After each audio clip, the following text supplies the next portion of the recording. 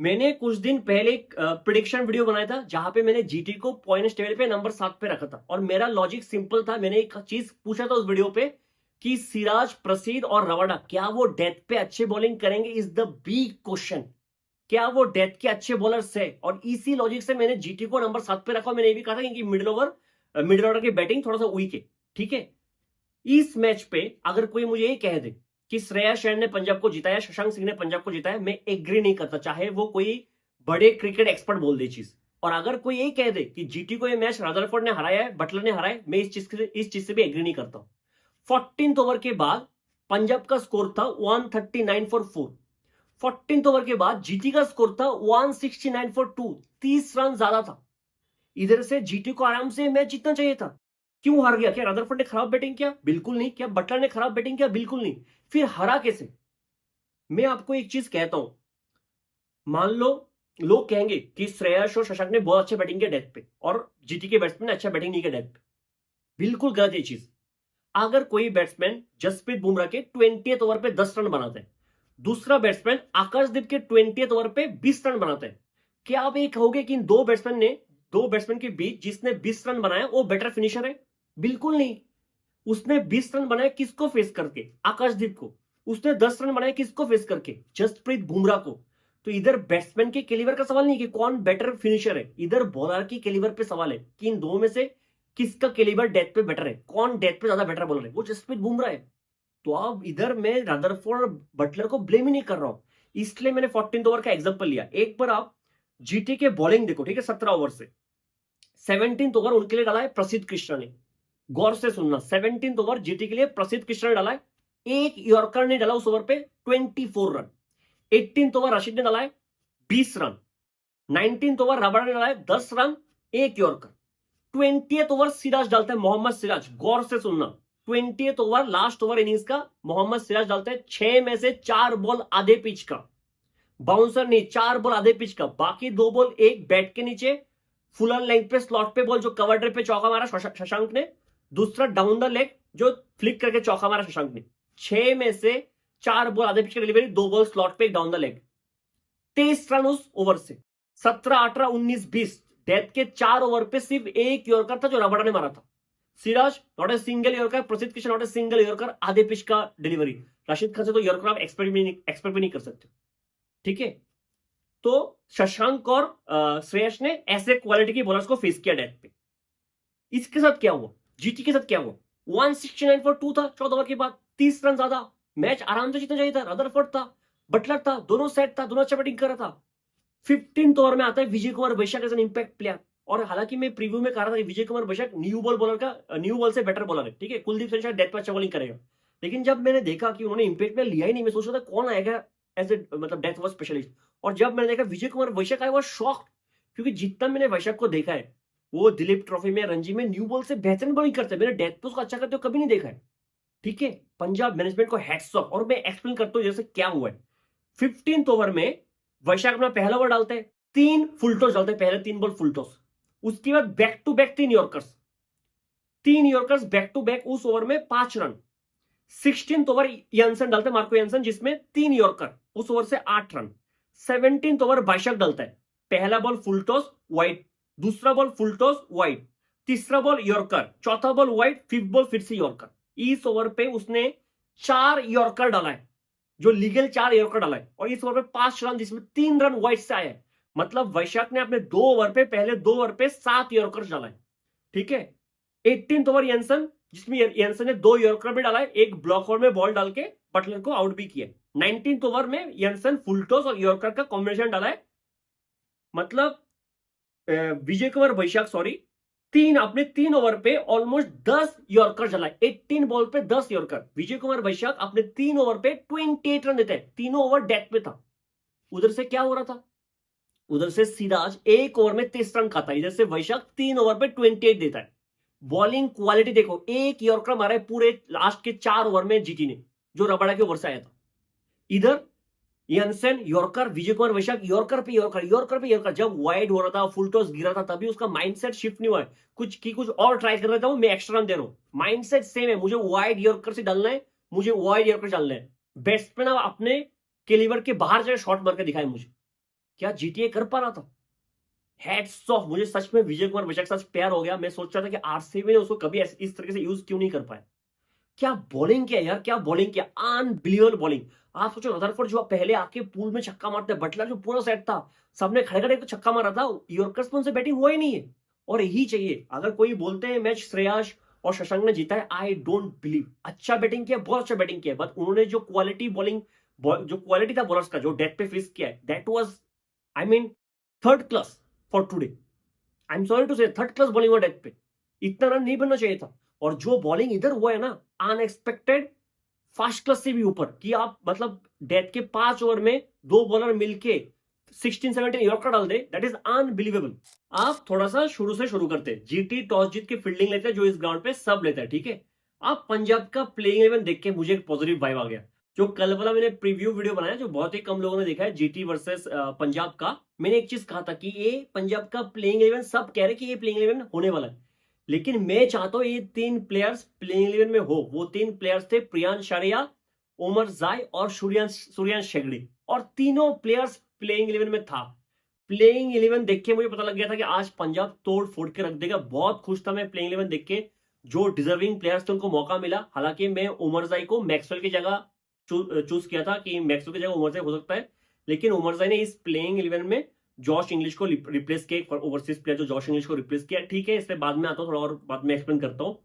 GT के लिए no Washington सुंदर, नो ग्लेन फिलिप्स, तो उनके लिए इंपैक्ट में था शार्फेन रदरफोर्ड, और वो डिजर्विंग भी था। हालांकि ग्लेन फिलिप्स ऐसा नहीं है, डिजर्विंग नहीं है, लेकिन Sherfane Rutherford obviously West Indies player है। इंटरनेशनल क्रिकेट में शायद अभी मैं देख रहा था रिसेंटली ओडीआई में, याद नहीं आ रहा किसके साथ, बैक टू बैक 3 सेंचुरी मार के आ रहे हैं, और शायद नेट पे भी बहुत तोड़फोड़ किया होगा, इसलिए मौका मिला है। डिजर्विंग तो वो है, ठीक है। बाकी प्लेइंग 11 ठीक ही था। हरप्रीत ब्रार का मुझे लग नहीं रहा था कि इस मैच पे वो मिस कर जाएगा। शायद जब थोड़ा स्लो पिचेस पे खेलेंगे तब हरप्रीत ब्रार आ जाएगा। अब तीसरे ओवर पे रबड़ा आके प्रभ सिमरन को आउट कर देते। प्रभ सिमरन का ये हमेशा से प्रॉब्लम रहा है, इनकंसिस्टेंसी का। ये मैंने पहले भी कहा था। ठीक है, पहला ही मैच है, मतलब उसको थोड़ा टाइम लगता है उसको गर्म होने में। पहले पावर प्ले में सिराज 2 ओवर डालता है जिसमें सिर्फ 11 रन देता है। अच्छा बॉलिंग किया था पावर प्ले में, और रबाडा ने 3 ओवर पे 31 रन दिया है, 1 विकेट लिया है। रबाडा ने पावर प्ले में मार खाया है, ठीक है। पावर प्ले के बाद 7th ओवर लेकर था रशीद खान, आके गुगली डालता है। उस पर प्रियांश आर्या, गुगली को पढ़ नहीं पाता है, टॉप पेज लगता है, लेग साइड पे खेलने जाता है, टॉप पेज लगता है, उसमें वो आउट हो जाता है। समझ में आ रहा ना, मैं कल ही चीज बता था कि प्रियांश आर्या को आपने देखा नहीं है, जब देखोगे तो आपको पता लगेगा कि प्रियांश आर्या क्या है। मैंने कल ही चीज कहा था। आउटस्टैंडिंग टैलेंट, डेब्यू मैच है, लगता है क्या डेब्यू मैच था, क्या टॉप नॉच बैटिंग की है। सिराज इंडियन टीम का परमानेंट पेसर है, और one of the front line pacer है, बस इस चैंपियंस ट्रॉफी में नहीं था वो, ठीक है। उसको मारा है, रवाडा को मारा है, सबको इक्वली मारा है, ठीक है। उसके बाद उमर जाय नंबर 3 पे आता है। उसके पीछे का जो सोच है कि उमर जाय स्पिनर का बेटर प्लेयर है देन स्टोइनिस एंड मैक्सवेल, और रशीद को अच्छे से जानता है, और उमर जाय आगे भी छक्का मारते हैं। लेकिन जैसे साई किशोर, शायद 9th ओवर में साई किशोर का पहला ओवर था, तो उमर जाय थोड़ा बहुत स्ट्रगल करता है। उस ओवर में सिर्फ 2 रन देते हैं साई किशोर। जब साई किशोर 2nd ओवर लेके आता है, उमर जाय बड़ा शॉट माना जाता है और उस पर आउट हो जाता है, ठीक है। उमर जाय थोड़ा बहुत स्ट्रगल तो किया है, ठीक है।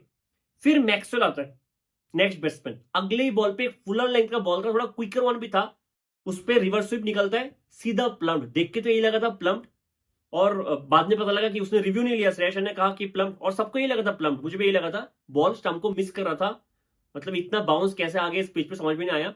लेकिन ठीक है, फिर भी गोल्डन डक तो था। फिर भी जो शॉट सिलेक्शन था बहुत ही खराब था, है ना। जो लेंथ को आपने सिलेक्ट किया वो बहुत खराब था, बहुत ही फुलर लेंथ का बॉल था स्वीप करने का, थोड़ा क्विकर वन भी था मुझे ऐसा लगा, ठीक है।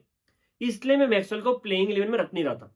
प्रॉब्लम ये नहीं कि मैक्सवेल कितने बड़े शॉट खेल सकता है, प्रॉब्लम है कि मैक्सवेल बहुत ही इनकंसिस्टेंट रहता है आईपीएल में। उसका लास्ट आईपीएल सीजन कब अच्छा गया था, वो 10 साल पहले, ठीक है। दूसरा, मैं नहीं कह रहा हूं कि मैक्सवेल एक ही मैच हुआ है उसकी बेसिस पे जज करना मतलब बहुत ही बुरा होगा, लेकिन मैक्सवेल का जो अपने बैटिंग पोजीशन सिलेक्ट किया ना, वो आरसीबी के लिए ठीक था नंबर 4 पे, क्योंकि आरसीबी के पास उसके बाद मतलब वही उस करियर का बैट्समैन नहीं था। आपके पास नंबर 4 के लिए शशांक सिंह परफेक्ट बैटिंग करता है। शशांक को उन्होंने फिनिशर का टैग दे दिया कि शशांक फिनिशर का रोल प्ले करेगा। आप शशांक को नंबर 4 पे भेज सकते थे, आप इनफेक्ट टोनिस को भी ऊपर भेज सकते थे, वो भी लंबा इनिंग्स खेलते हैं। और मैक्सवेल को आप ऐसे फिनिशर नंबर 6 पे भेज सकते हो। और अगर मैक्सवेल नंबर 6 पे आता ना उसको साई किशोर को फेस करना पड़ता, ना शायद रशीद को फेस करने पड़ता, वो आके ब्लाइंड स्लॉगिंग कर सकता सीधा जो रबड़ा और मारता भी वो, ठीक है। तो एक मुझे लगा कि बैटिंग पोजीशन उसमें थोड़ा सा गड़बड़ हुआ है, मैक्सवेल थोड़ा नीचे आ सकता है। इधर बैक टू बैक 2 विकेट गिरा है, और पहले 2 ओवर में साई किशोर ने काफी अच्छा बॉलिंग किया, लेकिन मैच चेंज होता है उसके बाद से, ठीक है। 14th ओवर था साई किशोर का, उसके बाद लगातार हर एक ओवर में 2 छक्का आ रहा था। 14th ओवर साई किशोर का, जिसमें एक श्रेयस अय्यर ने इनसाइड आउट कवर के छक्का मारा है, ब्रिलियंट शॉट था उस ओवर पे, 2 छक्का। 15th ओवर डाला है रशीद ने, उस पे 2 छक्का। 16th ओवर नहीं 14th ओवर रशीद का था जिसमें 2 छक्का। 15th ओवर सिराज का था जिसमें 2 छक्का। अब 16th ओवर साई किशोर का लास्ट ओवर होता है, जिसमें पहले एक छक्का खाया, फिर उसने स्टोइनिस को आउट कर दिया, लेकिन साई किशोर ने बेहतरीन बॉलिंग की। इस पिच पे साई किशोर को इतना ज्यादा टर्न मिल रहा था, बॉल इतना ज्यादा ग्रिप हो रहा था, वो तो श्रेयस अय्यर कुछ अच्छे बॉल्स को भी मार दिया, इसलिए इतना रन पड़ गया। जहां पे रशीद को देखो, रशीद को तो टर्न नहीं मिल रहा था। अगर पहला ओवर छोड़ो, रशीद ने बहुत ही खराब बॉलिंग की है। रशीद का फॉर्म एक्जैक्टली टी20 में थोड़ा सा डिप तो हुआ है, टी20 और ओडीआई दोनों से थोड़ा सा डिप हुआ है। साई किशोर 4 ओवर पे 31 देके 3 विकेट, बेहतरीन बॉलिंग किया है। उसके बाद शुरू होता है 70th ओवर, जो मैंने पहले डिस्कस कर दिया। प्रसिद्ध कृष्णा 24 रन, फिर रशीद 20 रन, फिर आता है रबाडा 10 रन, फिर मोहम्मद सिराज का लास्ट ओवर 23 रन, ठीक है। अब सिराज ने आईपीएल शुरू होने से पहले एक इंटरव्यू दे दिया ना, कि वो पूछा गया था चैंपियंस ट्रॉफी से आप बाहर थे, क्या बोलना चाहोगे, तो उन्होंने कहा था कि मैंने ज्यादातर विकेट्स पुराने बॉल से लिया है, डेथ पे के लिया है, ये वो कह रहा था। ठीक है, मैं नहीं कहता कि सिराज खराब बॉलर है, ठीक है, रेड बॉल से बहुत अच्छा बॉलिंग करता है और व्हाइट बॉल से भी उसने अच्छा किया, उसको अच्छा स्विंग मिलता है। लेकिन सिराज को आप डेथ ओवर्स पे, तो मतलब सच है कि डेथ ओवर्स पे आप उसको ट्रस्ट नहीं कर सकते, ठीक है। 4 ओवर पे 54 दिया है, 0 विकेट, और जो बॉलिंग किया, जैसे मैंने कहा है, याद रखना एक बार कि 6 बॉल पे 4 बॉल आधे पिच का डिलीवरी डाला, ठीक है, आधे पिच का डिलीवरी। उसका जो आधे पिच का डिलीवरी होता है ना, एक हर्षल पटेल उसको कैसे भी कवर अप कर लेता है, क्योंकि उसका स्लोअर वंस पिक करना थोड़ा मुश्किल है, और एक मोहित शर्मा फिर भी थोड़ा बहुत कवर कर लेता है आधे पिच का डिलीवरी डाल के भी, उसके स्लोअर वंस पिक करना थोड़ा मुश्किल हो जाता है, ठीक है, शॉर्ट डिलीवरी भी। सिराज के आधे पिच का डिलीवरी तो बाहर ही जाएगा। 243 बनाते हैं पंजाब।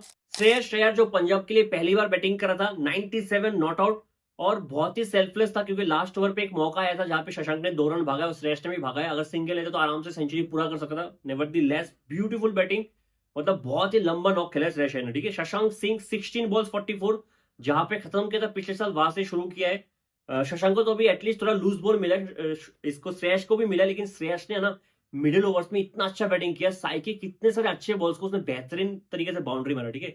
आउटस्टैंडिंग बैटिंग, 243 बनाता है पंजाब, और लगा था कि पार स्कोर से तो ऑलमोस्ट 15-20 रन ज्यादा ही बनाए हैं। अब जीटी के लिए ओपनिंग करना था शुभमन गिल और साई सुदर्शन, दोनों को देख के मुझे थोड़ा सा डाउट हुआ था क्या बटलर को आना चाहिए था, क्योंकि दोनों सेम तरीके से खेलते हैं। गिल और साई पिछले साल शायद इनका ही पावर प्ले में रन रेट सबसे कम था, चेन्नई शायद सेकंड में था, थर्ड पे था, जो भी है, तो थोड़ा सा डाउट था। और पहले 3 ओवर खामोशी जाता है, लेकिन शुभमन गिल थर्ड ओवर से, जो उमर जाई का दूसरा ओवर था, उससे चार्ज लेना शुरू करते हैं। उस ओवर पे 19 रन आता है, फिर मार्को एंसन की पहले ओवर पे 15 रन आता है, ठीक है। आप पावर प्ले का लास्ट ओवर श्रेयस देता है ग्लेन मैक्सवेल को, पूरा गेम्बल खेल देता है। शायद एक सोच ये था कि तब तक साई किशोर थोड़ा डिफेंसिव क्रिकेट खेल रहा था और लेफ्टी बैट्समैन है, तो ये एक सोच था। लेकिन पहली बॉल पे शायद साई ने सिंगल लेके शुभमन गिल को स्ट्राइक दे दिया। आप Shubman Gill right handed batsman सामने आ गया, राइट हैंडेड ऑफ स्पिनर, वो भी मतलब पार्ट टाइमर कह सकते हो आप मैक्सवेल को टी20 के हिसाब से। ऊपर से पावर प्ले का लास्ट ओवर मारने तो जाएगा, और मारा भी एक शॉट, फिर मारने गया, थोड़ा बैट पहले घूम गया, बॉल बाद में आया, टॉप एज और आउट। हालांकि बहुत ही एक्सप्लोसिव बैटिंग किया है शुभमन गिल ने, 14 बॉल पे 31। पावर प्ले में जीटी का स्कोर था 61 फॉर 1। 7th ओवर में स्टोइनिस आके ऑलमोस्ट साई को आउट कर दिया था एक शॉर्ट बॉल डाल के, जहां पे उमर जाई ने एक इजी कैच मिस कर दिया। लेकिन 10 ओवर के बाद अगर आप दोनों टीम को कंपेयर करो, पंजाब था 104 फॉर 2 और जीटी था 104 फॉर 1, ठीक है। आप मैक्सवेल अपना दूसरा ओवर लेके आते हैं, जहां पे उसने ऑलमोस्ट बटलर को आउट कर दिया था, लेकिन मार्को एंसन उधर बॉल तक पहुंच नहीं पाया था। फिर उसी ओवर पे उसने साई को आउट कर दिया था, जहां पे श्रेयस अय्यर ने एक इजी कैच छोड़ दिया। फाइनली 13th ओवर में आके, जो अर्शदीप का थर्ड ओवर था, सेकंड स्पेल था, उसमें फ्लिक करते हुए, जो जहां पे एलिवेशन नहीं मिला साई को, उधर वो आउट हो गया। 41 बॉल 70, ब्यूटीफुल नॉक, जो कुछ स्लॉक स्वीप करता है वो क्या बेहतरीन बैटिंग करता है। मतलब साई सुदर्शन में पहले भी एक चीज कह चुका हूं, शुभमन गिल, साई सुदर्शन, ऋतुराज गायकवाड़, रजत पाटीदार, मेरा सपना है कि मैं इन चारों को एक साथ इंडिया के लिए ओडीआई खेलते हुए एटलीस्ट एक मैच देखूं, पर ये टॉप 4 में होना चाहिए, चाहे कोई भी ओपनिंग कर ले, कोई भी नंबर 3 पे आ जाए, कोई भी नंबर 4 पे आ जाए। आप सोचो ना यार, क्या क्वालिटी बैट्समैन है चारों, गिल, साई, ऋतु, रजत, आउटस्टैंडिंग बैट्समैन है। मतलब कैसे इन चारों को मौका नहीं मिल रहा है, आप सोचो फिर इंडिया में टैलेंट कैसा होगा, और अभी जो खेल रहे हैं उनमें टैलेंट कितना है कि इन चारों को अभी तक मौका नहीं मिला है। आउटस्टैंडिंग बैटिंग, जिस तरह से साई ने एक्सेलरेट किया इनिंग्स को, शुरू में पावर प्ले वो बहुत ही स्लो खेल रहा था एक्चुअली, लेकिन अच्छा लगा मुझे कि इतना एक्सेलरेट किया, हमें गलत प्रूफ किया, और साई का यही टैक्टिक्स रहेगा, शायद जीटी से भी उसको वो लाइसेंस मिला कि जितना वो लंबा खेलेगा उतना जीटी के लिए बेटर है। अब 14th ओवर स्टोइनिस का होता है, जहां पे स्टोइनिस आधे पिच के बॉल ऑफ करना डालता है, उस ओवर पे 17 रन। जो मैंने कहा 14th ओवर के बाद जीटी का स्कोर होता है 169 फॉर 2, और लगा कि आराम से जीटी में जीत जाएगा। इनफैक्ट जब रदरफोर्ड ने छक्का मारना, शुभमन गिल डागआउट पे बैठ के हंस रहा था, इतना कॉन्फिडेंट था कि ये मैच जीतने वाला, और जीतना चाहिए था। किसी को लगा नहीं था ना कि वैशाख आके as an impact player impact छोड़ के जाएगा। उसके बाद के 5 ओवर मैंने आपको कहा है, जो हुआ वो हुआ। वैशाख आता है 15th ओवर में, यॉर्कर 5 रन, इयनसेन 16th ओवर पे 8 रन, वैशाख 17th ओवर पे 5 रन, इयनसेन 18th ओवर पे बटलर को आउट कर देता है। 19th ओवर पे कुछ रन आता है, लेकिन वो एनफ नहीं था, ठीक है। फिर भी लास्ट ओवर में कुछ रन आता है अर्शदीप के ओवर पे। जी पंजाब जीटी 11 रन पीछे में रह गया। आप सोचो ना, 11 रन क्या होता है, बहुत ही कम है। अगर इधर से 4-5 रन आ जाता ना, आराम से मैच जीटी जीत जाता। तो ये मैच ओनली डिफरेंस, मैं फिर से कह रहा हूं, विजय कुमार वैशाखी है, आउटस्टैंडिंग परफॉर्मेंस दिया है। जीता हुआ मैच ना, जीटी के लिए जीता हुआ मैच था, उधर से वो मैच छीन के लाए, है ना। अभी तक अगर मुझे आप कहो कि विप्रज निगम कल कौन ऐसा है इम्पैक्ट, आशुतोष शर्मा या फिर विजय कुमार वैशाख, किसका एज एन इम्पैक्ट पे सबसे ज्यादा इम्पैक्ट था, मैं तो विजय कुमार वैशाख को बोलने वाला हूं। आशुतोष का भी बेहतरीन बैटिंग किया है, लेकिन नरेंद्र मोदी स्टेडियम में सेकंड इनिंग्स पे यॉर्कर एग्जीक्यूट करना, जहाँ पे ड्यू इतना होता है, चाहे जितना भी सेकंड न्यू आ जाए, वो हो जाए, बहुत मुश्किल काम है। ऐसे बोला, आजकल T20 में सबसे डिफिकल्ट चीज है बॉलिंग करना, बैटिंग फिर भी आसान है, ठीक है। Nothing taking away from Ashutosh, but Vyshak has been the most impactful impact player of this season till now. Beautiful match, मजा आ गया पंजाब का मैच देख के। मिलते हैं अगली वीडियो में, तब तक के लिए जय हिंद।